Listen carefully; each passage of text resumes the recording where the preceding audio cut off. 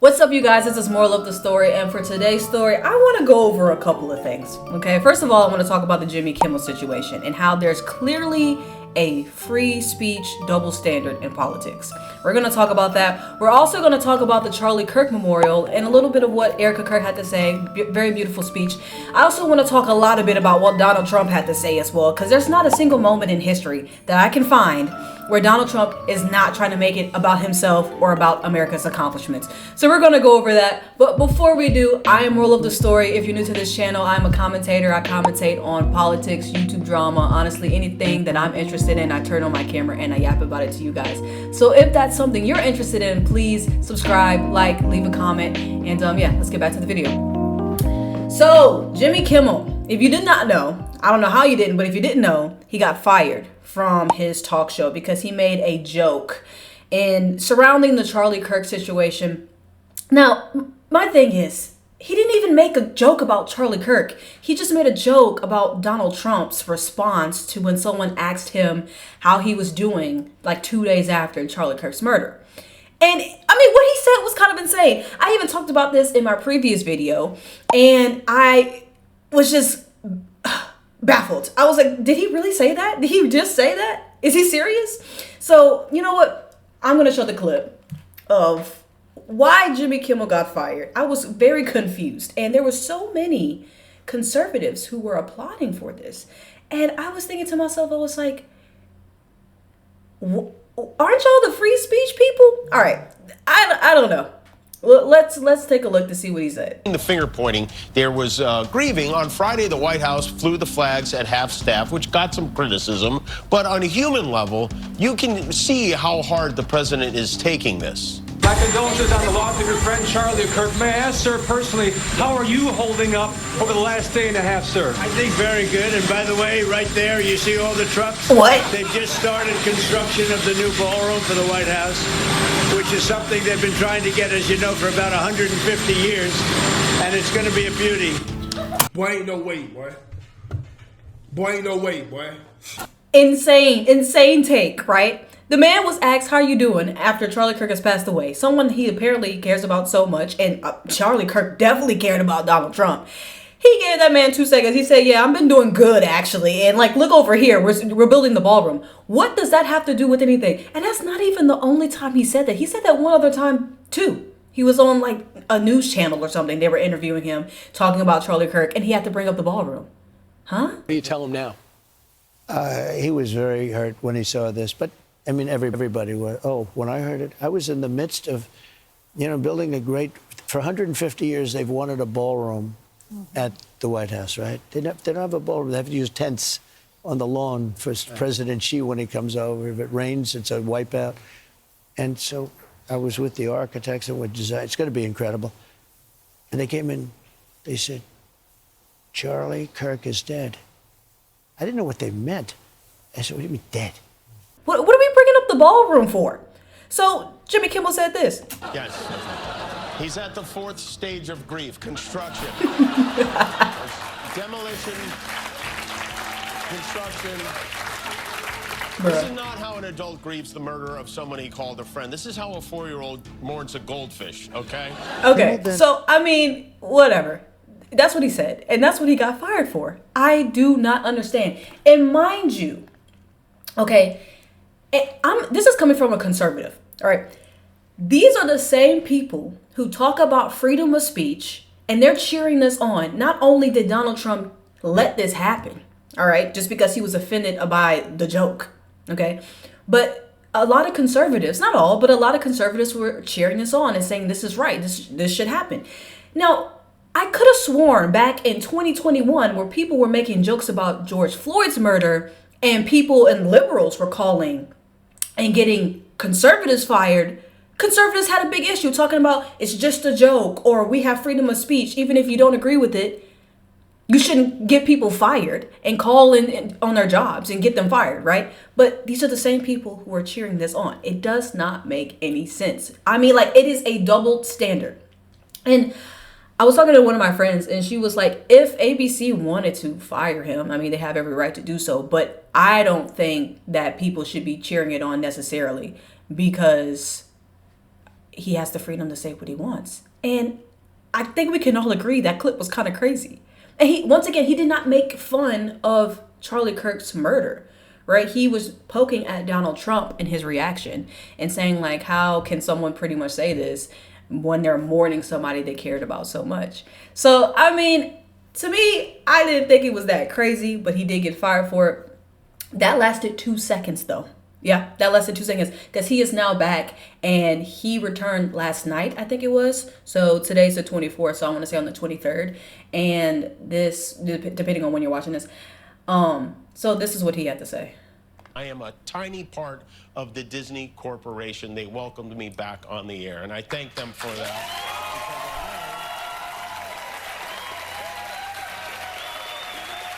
That unfortunately, and I think unjustly, this puts them at risk. The President of the United States made it very clear he wants to see me and the hundreds of people who work here fired from our jobs. Our leader celebrates Americans losing their livelihoods because he can't take a joke. He was, and I am a tiny. So that's what he had to say. And kudos to him for actually like kind of firing back a little bit and standing on his ground, saying like, why did this even happen in the first place? So that's the update on Jimmy Kimmel. Now I want to talk about the Charlie Kirk memorial. Okay. So first of all, Erika Kirk's speech was amazing. All right. She pretty much went on stage and she was like, I forgive the shooter. I'm going to play a little bit of the clip.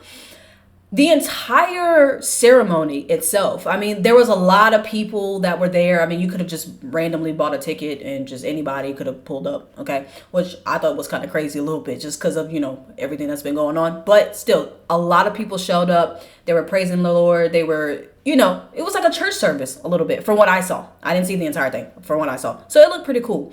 Charlie Kirk's wife, Erika Kirk, went on stage and she gave this speech. And this is what she had to say. My husband, Charlie, he wanted to save young men, just like the one who took his life.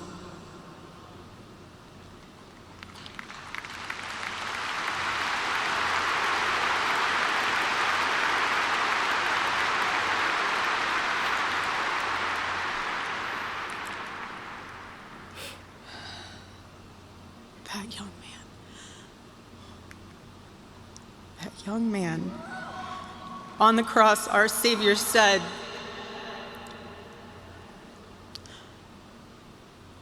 Father, forgive them, for they not know what they do. That man, that young man, I forgive him.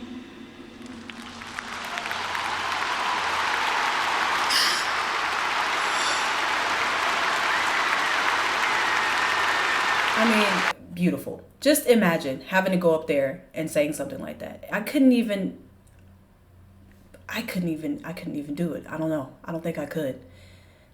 And so soon, you know? And I just think it was so powerful, and I think it's such a great example of Christianity, right? It's such a great example of what Christ would have done and what we should do as humans every day. Forgiveness. Forgiveness is mainly for you. Really, if you really think about it, because when you're holding on to so much anger for so long, it just changes you as a person. Forgiveness helps you to let it go. And so I just really applaud her for going up there and saying that in front of the entire world. It gives everybody an example on how you should live your life. And once again, I thought it was very powerful. Now, after that wonderful speech and that wonderful moment, tell me why the leader of the free world, the leader of America, our fearless leader, Donald J. Trump, had to go up on stage and say this. Thing we need to know about who Charlie Kirk truly was. He was a missionary with a noble spirit, right, and a great, great purpose. He did not hate his opponents. He wanted the best for them. That's beautiful, beautiful, right? Did not hate his opponents. I'm sure that's exactly why Erika Kirk married him in the first place. Okay, what else you gotta say? Where I disagreed with Charlie. Okay. I hate my opponent. And I don't want the best for them. I'm sorry. I am sorry, Erika. But now Erika... He was like, yeah, what you said, Erika, was cool. I ain't about that, though. You can talk to me and the whole group, and maybe they can convince me that that's not right, but I can't stand my opponent. What? Charlie's angry. Look at that. He's angry at me now. Don't bring Charlie into this. That is absolutely insane. Once again, you have to make it about yourself. What was the need of saying that? I hate my opponent. This is how I know Donald Trump is not a true Christian. All y'all, everybody out there who be talking about Donald Trump and saying he's a Christian man, he's not. He's not Christian at all. I have respect for Donald Trump with some of the things, a lot of the things that he has done during his presidency. But this whole fake Christian narrative thing is obvious. Okay, it's very obvious. And then he even later on in his speech, he brings up Joe Biden. And he has to throw shots at Joe Biden. Why are we talking about Joe Biden? What are we? I can tell you hate your opponent, because even in the time that everyone needs you to give, how did Erika Kirk? Hold on, a thought just came to me. How did Erika Kirk give a better example of how to be a Christian than Donald Trump just did? And he's supposed to be the conservative Christian leader. Make that make sense. Now, not only did he say that horrible statement, not only did he make that horrible statement, okay, he also wanted to, for some reason, have the nerve to tell us what's going on with autism and that they found a discovery. They've made a breakthrough in their research when it comes down to autism. Why did he feel the need to tell us that right now? Couldn't tell you. And mind you, this is 14 minutes into a damn near 47-minute long speech. He didn't even wait till the end. He had to throw it in the beginning. And I'm just so confused. Actually a master builder of people. He's right now he's talking about Charlie and, you know, how he has brought many people to the conservatorship and, you know, all of his accomplishments. All right. So that's cool. That's it was nice. Charlie who first started organizing young black conservatives hungry for support and leadership. It was Charlie who stood up for persecuted Christians and Jews on college campuses. It was Charlie who helped bring online censorship, free speech, and cancel culture to the fore of our political debate. He was right up there with me. Right up there with you. Didn't you just get somebody fired? Okay, didn't you just get somebody fired? He's talking about free speech. Didn't he just get somebody fired? It was Charlie who helped unite MAGA. Right. And you know what MAHA is? No. That's right. Make America healthy again. Oh. And tomorrow we're going to have one of the biggest announcement, really medically, I think, in the history of our country. We're going to be doing it with Bobby and Oz and all of the professionals. I think you're going to find it to be amazing. I think we found an answer to autism. How about that? Autism. Tomorrow we're going to be talking. I'm so glad we found an answer, because you know who I think has autism? Never mind. I'm not going to do that. The Oval Office in the White House about autism, how it happens, so we won't let it happen anymore, and how to get at least somewhat better when you have it, so that parents can help their child, their beautiful child. And mind you, that's a he's big still one. going. He's still going. And it's just like, this could have waited, right? If you were going to make this announcement for whatever reason, either put that in the end or spend like 2 seconds on it. There shouldn't be any amount of time being spent on it to begin with. But if you have to say this right now, why are you still going? Just cut it short. We have a big announcement coming tomorrow about autism. Okay, keep it pushing. Move on. Once again, mind you, this is in the beginning of the speech. He couldn't even give Charlie the respect to do this at the end. Okay? and he's still going. I've been bugging everybody over there, get the answer to that. You know, 20 years ago, 1 in 10,000. He's still going. He's still going. I just can't. I can't do it. I can't do it. Why are we talking about this right now? I know people are like, bro, here. This is probably why the speech was 47 minutes long. I saw that. I was like, dang. I was like, what is he talking about? Himself, America's accomplishments. Charlie, yeah, give him about half of that time. The other half, we're going to talk about America's accomplishments because that's so much needed right now. I just am in disbelief. So, I guess you're wondering, what breakthrough did we figure out when it comes down to autism? So much that he had to say it right now at the memorial. What did we figure out? Please tell us, Trump. Well, apparently, what they found out is that taking Tylenol, stay with me, taking Tylenol while pregnant is going to cause, there's a greater chance that it will cause autism for your child. Mind you, autism was like discovered in 1911, I think. Tylenol didn't come out to like maybe 1950s, I think. Let me actually look that up.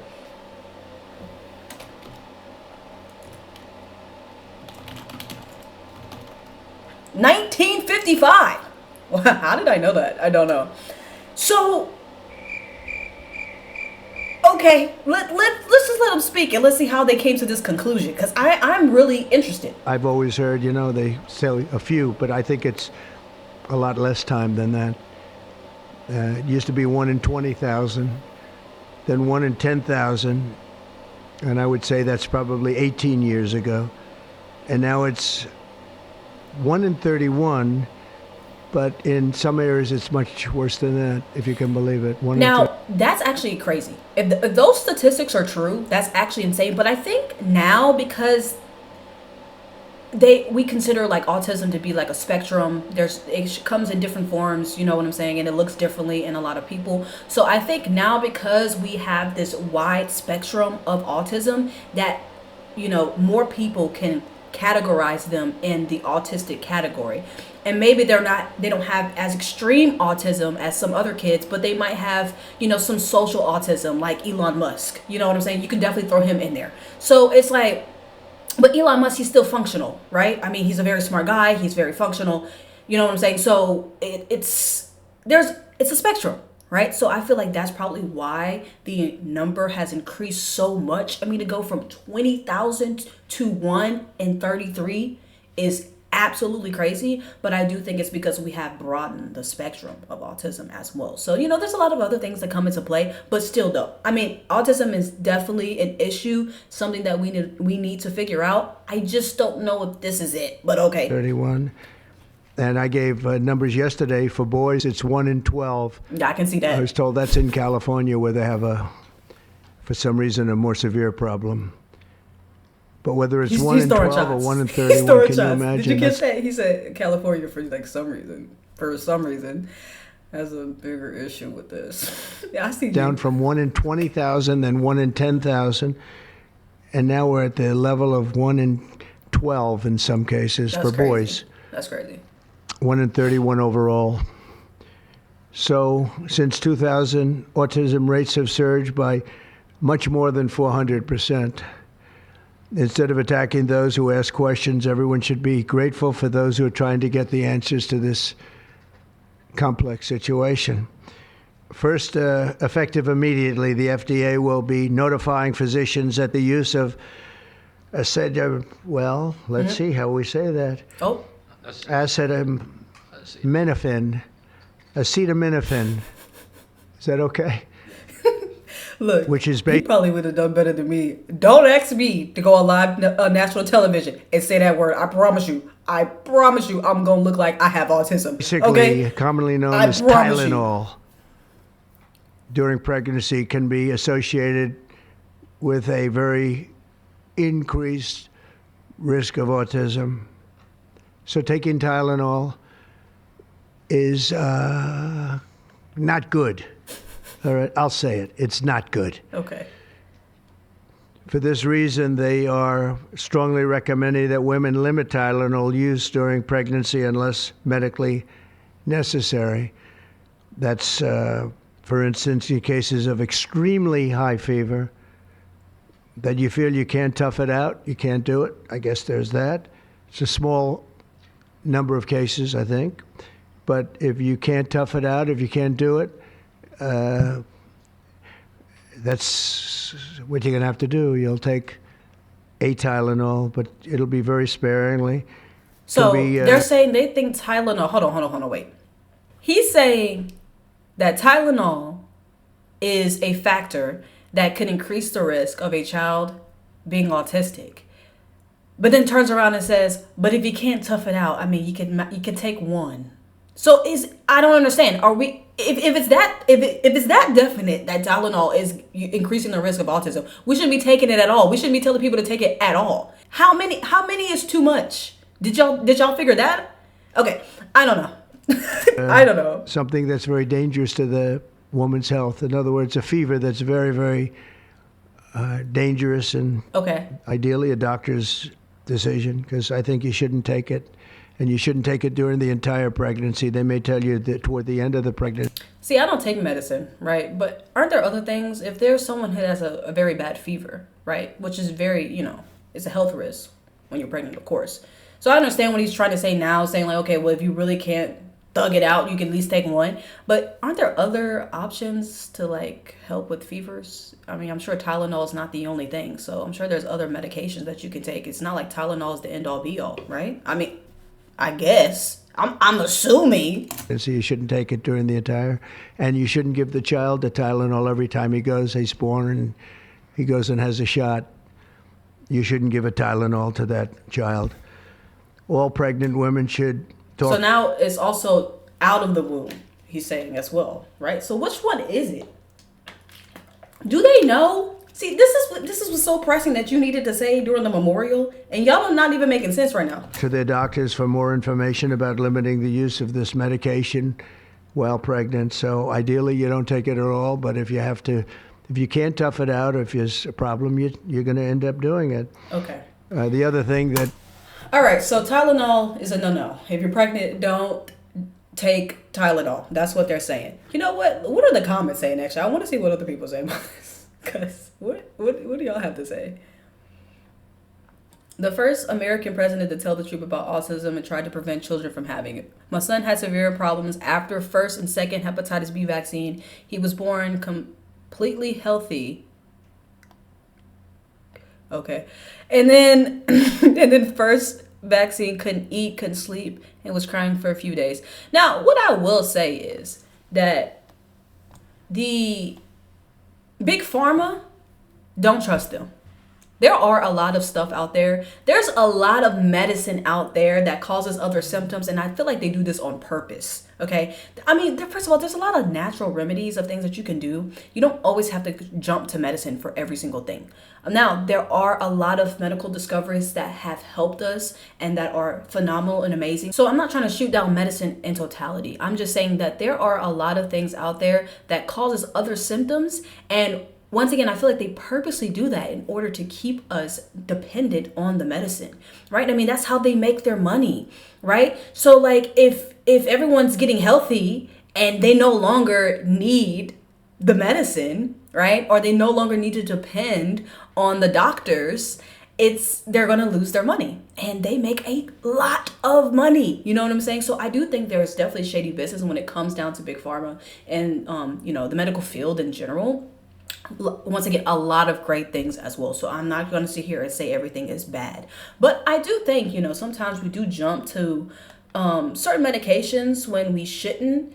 And our body knows how to heal itself with everything, but for a lot of things. So, I mean, I can see why people are hesitant on giving their child so many shots and all this kind of stuff. And I mean, I don't think you should be giving your child there's a lot of things that they say are needed, and I don't think a lot of those shots are actually needed. I really don't. But That's just my opinion, okay? Don't call me crazy, okay? We have somebody else, he says, how does he explain all the mothers who never use Tylenol and still have autistic children? Right, so like, it seems like this is a theory rather than a major breakthrough. I mean, he was making it seem like they found the cure to autism.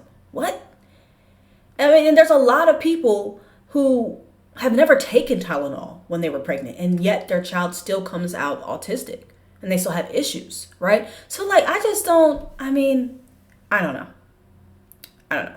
In 1960, there were 3 vaccines. Now they are 72. Each time the vaccine increased, so did the cases of autism.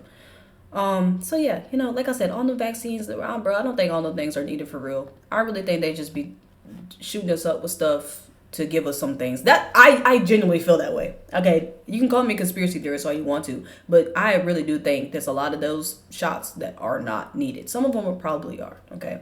But I think giving us all, especially at such a young age, and a lot of that time it's mandatory. They're like, you cannot leave the hospital if you do not give your child these, X amount of shots. And so, I don't know. But was it really that pressing to talk about it at the memorial? Really? Was it really that pressing? I don't think so, because it doesn't seem that much of a breakthrough. I'm going to be honest with you. Don't take Tylenol while pregnant. And then, or if you really can't thug it out, you can take maybe 1 or 2, maybe. And then also don't give your child Tylenol when they're out of the womb still, because that also can increase autism. So it's just, what are we talking? I don't know, guys. What do you guys think? Let me know in the comment section below, and I'll see you in the next one.